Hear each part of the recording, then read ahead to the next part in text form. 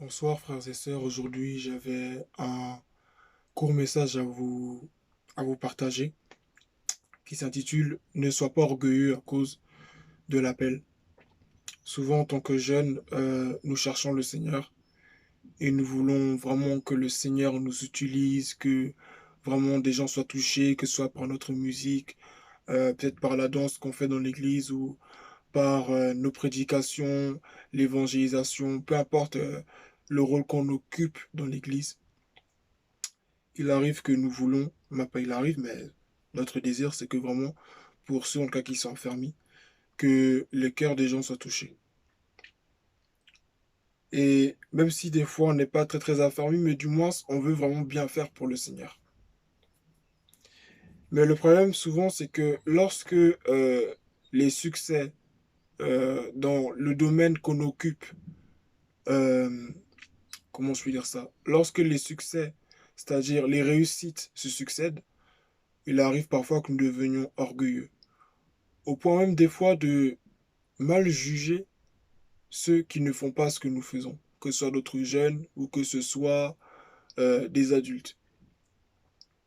Je voudrais vraiment t'encourager, toi qui écoutes cette vidéo, à vraiment ne pas être orgueilleux à cause de l'appel que Dieu t'a confié.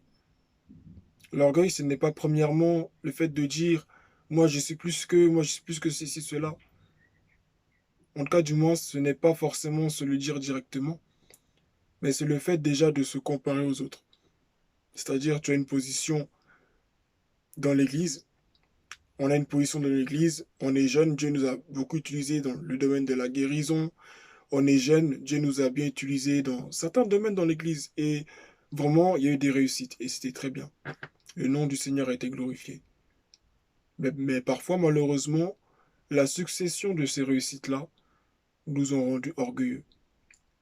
Au point de mépriser même parfois les anciens qui étaient là avant nous. Et pour cela, je voudrais vraiment encourager quelqu'un à se rappeler de là d'où il vient, se rappeler de ses débuts avec le Seigneur, à se rappeler que il n'est qu'un homme. Je voudrais encourager quelqu'un à se rappeler qu'il n'est qu'un homme. Je voudrais t'encourager à te rappeler que tu n'es qu'un être humain et que tout ce que tu fais, ça ne vient pas de toi, mais ça vient de Dieu. Pour ça, je m'appuierai sur Exode chapitre 3, versets 11 à 14, où il est écrit: Moïse dit à Dieu, qui suis-je moi pour aller trouver le Pharaon pour faire sortir les Israélites d'Égypte? Dieu dit, je serai avec toi, voici pour toi le signe que c'est moi qui t'envoie. Quand tu auras fait sortir le peuple d'Égypte, vous servirez Dieu sur cette montagne. Moïse dit à Dieu, j'irai donc trouver les Israélites et je leur dirai, le Dieu de vos ancêtres m'envoie vers vous. Mais s'ils me demandent quel est son nom, que leur répondrai-je? Dieu dit à Moïse, je suis celui qui suis. Et il ajouta, voici ce que tu diras aux Israélites. Je suis envoyé vers vous. Amen. Et c'est ce que nous étions tous au départ, comme Moïse le dit. Qui suis-je, moi, pour aller trouver le Pharaon et pour faire sortir les Israélites d'Égypte? Qui sommes-nous, nous, pour servir Dieu? Qui sommes-nous pour faire l'œuvre de Dieu? Sommes-nous qualifiés? Sommes-nous parfaits? Avons-nous tous les talents, toutes les qualités? Bien entendu que non. Étions-nous en disposition, je veux dire ça comme ça, étions-nous, pardon, de bonnes personnes pour faire le ministère auquel Dieu nous a appelés et dans lequel nous sommes aujourd'hui? Nous n'avons pas à être orgueilleux. Parce que ce que nous faisons aujourd'hui pour le Seigneur, nos prédications dans les rues, dans les métros, le fait que nous chantions, que nous fassions pour certains des clips, que le Seigneur se manifeste par son onction, par son esprit, au travers de nous, dans les églises ou sur certaines chaînes chrétiennes ou dans certains domaines, ne fait pas de nous des êtres supérieurs. Ça ne nous rend pas non plus exceptionnels par rapport aux autres, parce que nous sommes déjà exceptionnels aux yeux de Dieu, parce que nous avions déjà du prix à ses yeux. La Bible dit dans Jean 3,16, car Dieu a tant aimé le monde qu'il a donné son Fils unique, afin que quiconque croit en lui ne périsse pas, mais ait la vie éternelle. Jésus s'est donné pour nous. Il s'est donné pour nous parce qu'on avait du prix à ses yeux. Il se donnait pour nous parce qu'on comptait pour lui. Alors ce n'est pas le fait d'avoir un don, de servir Dieu dans une église qui nous rend exceptionnels. C'est vrai, la grâce distingue, c'est vrai. Mais cette grâce-là, rappelons-nous toujours que nous ne la méritons pas. Et la grâce première qui nous a permis d'être là où nous sommes aujourd'hui, c'est la grâce qui sauve, la grâce par laquelle nous sommes sauvés. Pas uniquement la grâce par laquelle nous sommes choisis ou quoi, mais la grâce par laquelle nous sommes sauvés. Sauvés d'abord. C'est-à-dire quoi? Nous sommes devenus des enfants de Dieu. La Bible dit dans Jean 1, à tous ceux qui l'ont reçu, elle a donné le pouvoir de devenir, ou bien le droit de devenir enfants de Dieu. C'est parce qu'on a reçu cette parole, c'est parce qu'on a reçu la parole de Jésus, premièrement, que nous sommes là. Et sans lui, nous ne serons pas là. Donc j'encourage chacun de nous à ne pas être orgueilleux à cause de l'appel, parce que nous ne sommes rien. Nous n'étions rien et nous ne sommes rien. Tout ce que nous avons, tout ce que nous sommes, c'est grâce à Dieu. Et si aujourd'hui nous sommes devenus quelqu'un, nous sommes devenus des gens, c'est grâce à Dieu. Nous devons toujours être reconnaissants. Ne jamais regarder les autres comme non mais lui c'est qui lui? Qu'est-ce qu'il va m'apprendre? Souvent on ne se rend pas compte. Mais étudions-nous, regardons-nous dans une glace, regardons-nous dans un miroir, le meilleur miroir qui est celui de la parole de Dieu. Demandons au Saint-Esprit, Seigneur, j'ai entendu quelqu'un qui m'a parlé aujourd'hui dans une vidéo. Est-ce que c'est vrai? Est-ce que ça me concerne? Parce que des fois, on pense que ça ne nous concerne pas, mais si, des fois, ça nous concerne. Il y a des anciens, malheureusement aussi, qui sont rentrés malheureusement aussi dans cet orgueil. Mais là, je m'adresse plus à mes frères jeunes. Et je m'adresse vraiment à mes frères jeunes. Ne rentrons pas dans l'orgueil. Parce que la Bible dit, Dieu résiste aux orgueilleux et il fait grâce aux humbles. Nous savons très bien ce que ça veut dire. Si Dieu dit qu'il résiste aux orgueilleux et qu'il fait grâce aux humbles, ça veut dire que quoi? L'orgueilleux qui croit qu'il est élevé, qui croit que il est dans la présence de Dieu, que ça y est, pour lui, il est arrivé. Bah, un jour, la vérité va lui éclater au visage, c'est-à-dire qu'il va réaliser qu'en réalité, il est loin de Dieu. Et que c'est cette personne qui était à côté de lui, mais qui ne faisait peut-être pas tout le bruit qu'elle faisait. C'est cette personne-là qui était en réalité même plus proche de Dieu que lui. Si tu pries beaucoup, si tu es zélé pour le Seigneur, tu vois un frère qui ne fait pas les choses, prie pour lui. Ne le méprise pas, mais prie pour ces personnes. Parce que l'orgueil se manifeste sous plusieurs formes. C'est pas seulement le fait de dire ah je suis supérieur à l'autre, mais ça commence déjà dans la comparaison, la simple comparaison. Le fait de se dire ah ben l'autre il n'est pas comme ça, mais moi je suis comme ça. De voir en l'autre pardon les faiblesses et de compter en nous les qualités. C'est déjà de l'orgueil. Parce que rien que par ça, tu te mets déjà au-dessus de l'autre. Donc j'encourage chacun de nous à nous rappeler que nous sommes êtres humains. Que tout comme Moïse au début, nous on pouvait se dire, mais qui sommes-nous pour faire ceci? Qui sommes-nous pour faire cela? Et tous ceux que Dieu a appelés étaient comme ça. Moïse, dont je viens de parler, était comme ça. Comment il s'appelle? Jérémie qui a dit, je ne suis qu'un enfant. Et Dieu lui a dit, non, tu n'es pas un enfant, ne dis pas que tu es un enfant. Gédéon, dans Juge 6 aussi, qui a dit, euh, je suis le plus jeune de ma famille et mon clan est le plus faible de Manassé. Mais Dieu lui a dit, va avec la force que tu as. Et à la fin, dans le verset encore suivant, il dit, tu les vaincras comme s'il s'agissait, pardon, d'un seul homme. Tout ça, c'est la grâce de Dieu. Sinon, nous-mêmes, nous ne sommes rien. Donc, si tu vois même, par exemple, que toi, tu t'habilles mieux que l'autre, et l'autre s'habille moins bien que toi, c'est peut-être parce qu'il n'a pas les moyens. C'est peut-être parce que la sœur n'a pas les moyens.